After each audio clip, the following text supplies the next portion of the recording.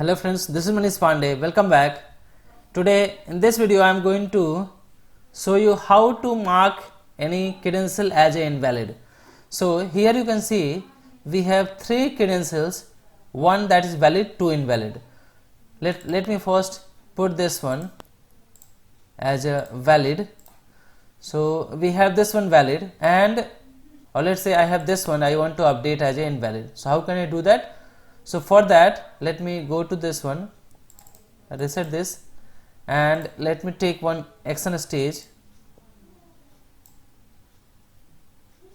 double click on that, select credentials and select your mark as invalid action.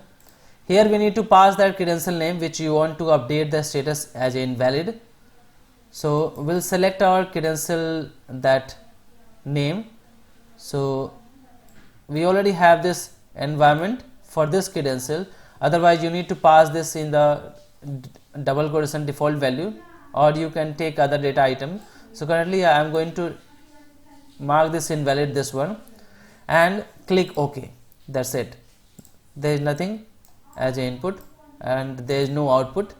So now reset this, right click, set next stage, and now you can see here we have updated this one. Now you can just go here and just refresh this. So for that, go to control, system again, go to and then click on credentials, and now you can see here this is updated as a invalid.